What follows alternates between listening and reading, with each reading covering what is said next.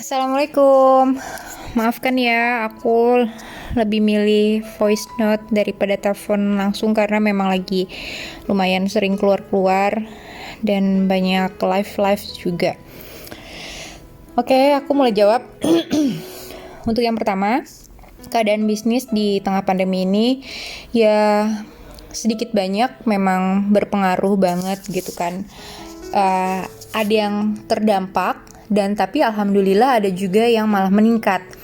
Kalau untuk penjualan di baju koko, jilbab dan mukena itu memang ya penurunan. Tapi alhamdulillah setiap hari kemarin sebelum lebaran ada aja penjualannya dan alhamdulillah banget deh pokoknya. Kalau untuk di Dorokdok sendiri itu malahan alhamdulillah meningkat karena memang skema yang kita bikin ini kan semua rata-rata di bisnis kita itu adalah reseller. Jadi ada beberapa reseller kita itu adalah orang-orang yang dirumahkan, orang-orang yang di PHK. Akhirnya jaringan-jaringan ini, reseller ini semakin banyak dengan adanya kita bikin konsep reseller itu dengan dampak orang-orang yang kena PHK. Itu alhamdulillah naik dan kita memang Dorokdok itu sendiri kan baru jalan sebelum pandemi. Dan sebenarnya awal-awal pas pandemi itu kita juga sempat mikir, aduh ini gimana ya? Pengaruh nggak ya terhadap Dorokdok gitu. Tapi ternyata alhamdulillah meningkat gitu kan. Dan kalau untuk YouFit sendiri,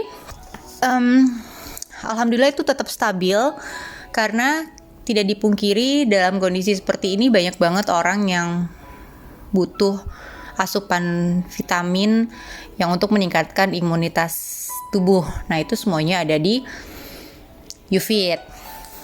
Kalau untuk yang kedua, bidang bisnis mana yang malah menguntungkan? Oh tadi udah aku udah jelaskan. Ya alhamdulillah sih semuanya. Penurunan pasti ada di penjualan garment. Tapi ya alhamdulillah di satu sisi di YouFit kita stabil. Peningkatan juga ada di situ karena banyaknya peminat dan juga di Dorokdok juga meningkat. Cara mempertahankannya yang pasti kita mengikuti perkembangan yang ada, kita mengikuti pola-pola yang ada sekarang gitu kan. Nggak bisa dipungkiri, memang zaman sekarang ini dalam kondisi pandemi, kita kan punya toko di Tanah Abang ya Mbak. Nggak tahu Mbak atau Mas nih, maaf ya. Kita punya toko di Tanah Abang, dan memang toko itu kan tutup gitu kan. Cuma memang sebelum toko itu tutup, tapi kita juga punya online juga gitu kan. Dan itu semuanya amat sangat berpengaruh sekali dengan proses penjualan kita gitu kan. Dengan adanya sistem online itu gitu. Itu amat sangat membantu sekali sih. Cara mempertahankannya aku sih seperti itu. Kita harus kencang di online-nya gitu. Karena kita nggak mau ngambil resiko juga. Kita khawatir kalau kita memaksakan toko buka tapi nggak buka juga karena kan Tanah Abang ditutup gitu kan. Pokoknya kita selalu berpikir untuk menyelamatkan pegawai-pegawai kita juga.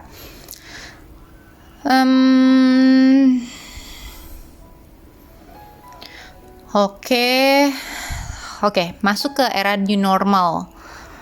Ya strateginya yang tadi aku bilang, untuk sekarang ini kan kita juga masih belum tahu ya Tanah Abang itu bukanya kapan gitu kan. Kemarin ada info tanggal 4 Juni, tapi katanya ada info lagi akan mundur lagi gitu kan.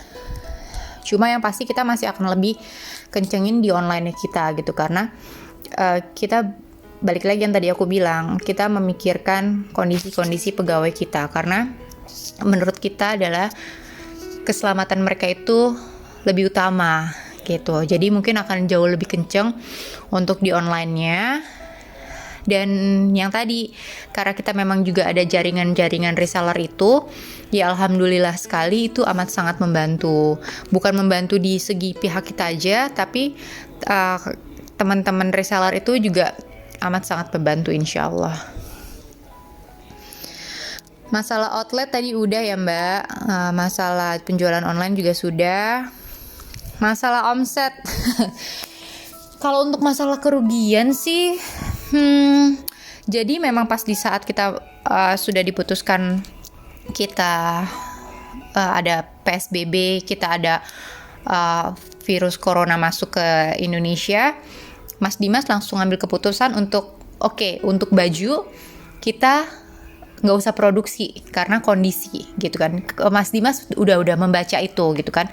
Jadi bisa dibilang kita lebih aman, kita main aman lah, nggak mau terlalu gambling dengan memaksakan banyak produksi tapi akhirnya dia jadi dead stock gitu kan. Ya kita sudah memutuskan untuk stop produksi, tapi akhirnya kita beralih, kita bikin masker juga karena memang saat awal-awal pandemi ini kan banyak sekali orang-orang yang pakai masker medis gitu kan. Sebenarnya masker itu sangat dibutuhkan untuk para medis, bukan untuk kita orang awam gitu kan. Ya udah, terinspirasi dari hal-hal tersebut, akhirnya kita memutuskan untuk bikin masker dengan standarisasi yang ada dan kita mengikuti standarisasi Pemprov DKI. Dan alhamdulillah banget sih dengan penjualan masker itu amat sangat membantu sekali sih, alhamdulillah. Lalu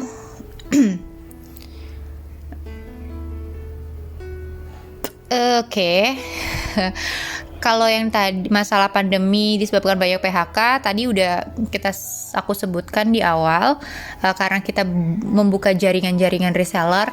Jadi banyak banget cerita sih dari para reseller. Ada yang akhirnya mereka ngejual cincin untuk modal usaha karena di PHK dari kantornya. Terus akhirnya mereka berusaha untuk bagaimana caranya mereka mencari untuk bisa punya modal untuk berjualan gitu kan. Sampai pada akhirnya karena adanya minat banyak dari para reseller dan kita melihat kondisi sekarang memang bisa dibilang amat sangat susah banget, kita menurunkan harga promo. Yang awalnya kita promo 800.000 untuk reseller, terus kita berpikir karena kita kondisinya adalah kita mau membantu orang-orang. Apa sih tujuan kita usaha? Tujuannya adalah memudahkan orang, membantu orang supaya mereka juga punya rezeki tanpa harus mereka minta-minta gitu kan. Akhirnya kita putuskan kita sekarang untuk harga reseller promo kita ada di harga 499.000. Begitu juga dengan di Tudi dan juga di Dini Aminarti official, itu kita juga ada reseller juga. Dan kalau di aku sendiri di Dini Aminarti official itu penjualan itu memang untuk hijabnya aku kasih diskon gitu kan. Biarpun aku tahu mereka itu di rumah mungkin jarang pakai hijab gitu kan, tapi ya mereka kan mungkin kayak ada video call atau mereka nge-zoom atau apalah gitu ya, tetap sosialisasi lewat video gitu kan, biar tetap kelihatan kece gitu kan ya. Jadi ya aku ngasih diskon itu untuk ya aku merasakan lah apa yang dirasakan orang-orang saat itu gitu kan. Terus kalau untuk YouFit sendiri memang kita belum ada skema reseller sih, masih langsung ke end user. Lalu tips membangun bisnis. Tipsnya adalah aku sejujurnya aku memulai bisnis ini setelah aku menikah sama Mas Dimas gitu kan. Kalau yang aku dapat pelajaran dari Mas Dimas, kita harus mencoba untuk memulai. Kita harus berani untuk memulai. Jangan cuma banyak ngomong doang, tapi akhirnya nggak jalan gitu kan. Jadi benar-benar harus kita jalanin. Apapun resikonya harus dihadapin. Jatuh itu hal biasa banget. Dan itu pernah kita alami juga gitu kan. Ibaratnya kalau misalnya kita jatuh 12 kali, kita harus bangkitnya tuh 15 kali gitu kan. Jadi jangan pernah patah semangat dalam berusaha, harus tetap dicoba. Kita juga harus tahu passionnya kita tuh jualan apa sih. Kalau misalnya sekarang banyak banget teman-teman UMKM yang mereka di mana jual makanan, apalagi dalam kondisi seperti ini.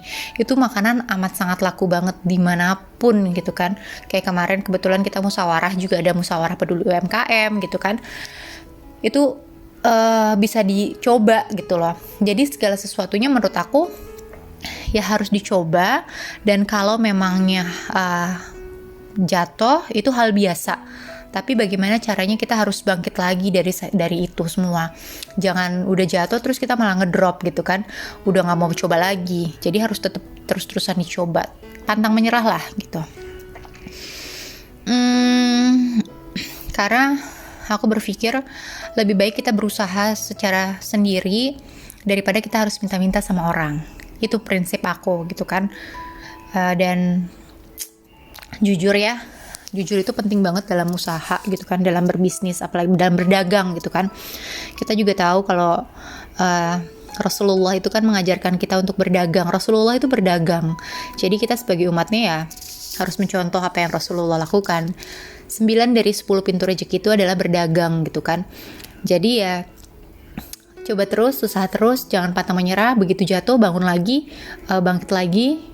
Karena aku percaya dan aku yakin di saat kita berusaha dengan jalan yang baik, dengan tujuan memang terutama untuk keluarga, aku yakin kok Allah pasti akan kasih jalan buat kita semua gitu kan. Jadi selalu berpikir positif aja sama Allah dan yakin Allah pasti akan kasih jalan. Kalau aku sih lebih arahnya ke situ. Oke. Kebiasaan perubahan. Jujur sih ya, aku itu hampir 3 bulan ini aku baru keluar itu 3 kali 3 atau 4 kali aku keluar selama 3 bulan. Pertama banget aku keluar itu pas lebaran. Itu aku ke rumah mama, terus habis itu aku ke rumah mertua, terus besokannya lagi aku keluar daerah-daerah deket rumah. Sama baru kemarin banget aku keluar karena memang ada satu urusan. Ya udah, kalau aku sih memang belum merasakan perubahan apa-apa, karena memang aku lebih membatasi diri aku untuk keluar gitu kan. Karena aku mikir kalau aku kan ada mama gitu, aku nggak mau tiba-tiba kalau aku main ke rumah mama, aku carrier, aku malah nularin ke mama gitu kan. Jadi aku bener-bener aku menjaga diri aku yang bener-bener stay at home banget gitu kan. Coba aku ngeliat banyak orang sih yang udah mulai aktivitas. Kalau aku secara pribadi, aku belum berani 100%. Aku paling cuma dari rumah ke mama, dari rumah ke kantor gitu kan. Kalau untuk ke tempat yang rame-rame kayak gitu, nyali aku masih kecil banget ya. Masih belum mencoba untuk ngejalanin itu gitu kan. Oke, mungkin segitu dari jawaban aku. Terima kasih loh, makasih.